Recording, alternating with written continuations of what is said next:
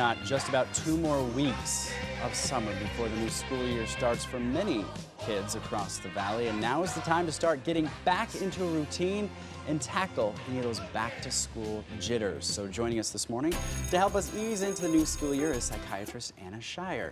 Thanks so much for joining us. You always have such great information. Well, thank you. Thank you. I love being here. And this is kind of a pivotal time for a lot of kids, kind of the transition from summer back to school.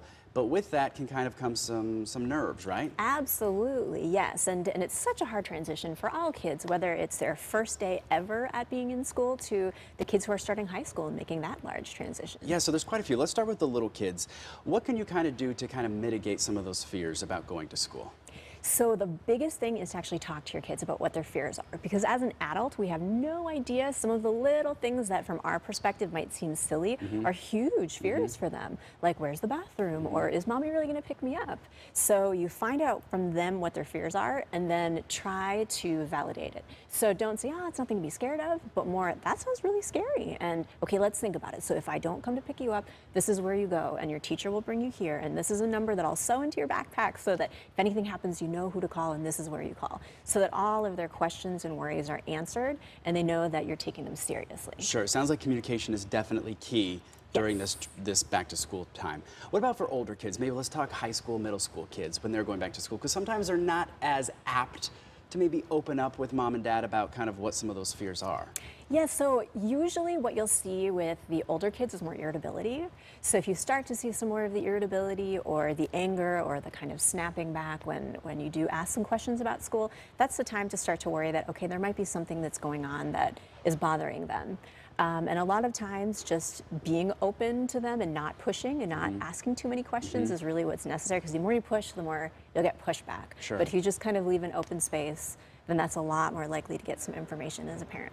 When do you know when maybe there's like a bigger issue underlying that you really kind of want to maybe talk to maybe the school counselors and administrators there? When can you kind of determine that? So when kids start to refuse to go to school, that's a huge, huge issue, especially once even one day has gone by where they've successfully been able to keep themselves from going into school because of their anxiety or their fears of going to school. Once even one day happens, it gets so much harder every subsequent day. So once your child starts to say, you know, I really just don't want to go, and starts giving you a lot of pushback, and you start to feel like, oh, maybe I shouldn't, and I should let them stay at home, that's when you need to start getting other people involved, because it's a really difficult spiral to pull yourself up and out of. Now, I know also we're talking about little kids going the first time they've ever gone to school. What are some of their biggest fears that you hear?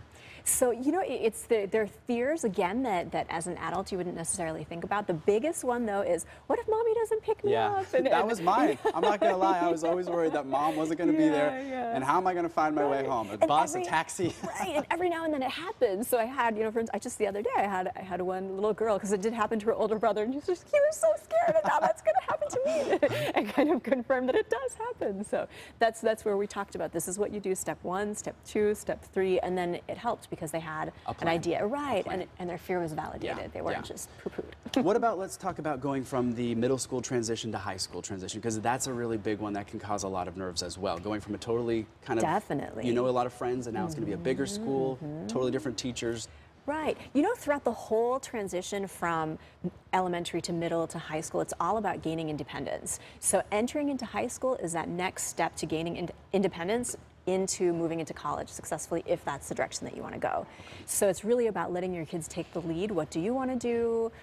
You know, what are your plans after school? And just letting them do it, giving them that space with safety boundaries. And as long as they stick with your rules, they're good to go. If they don't, then we have to talk about how you're going to rein it in. But otherwise, you just kind of let them spread their wings and move into that next transition. Some really good information as we get ready for back to school. Real quick, how can people get a hold of you if they have extra questions? Oh, they can go to our website. It's www.drschier.com. All right, Dr. Schier, thank you so much as always. Thank you. We'll be right back.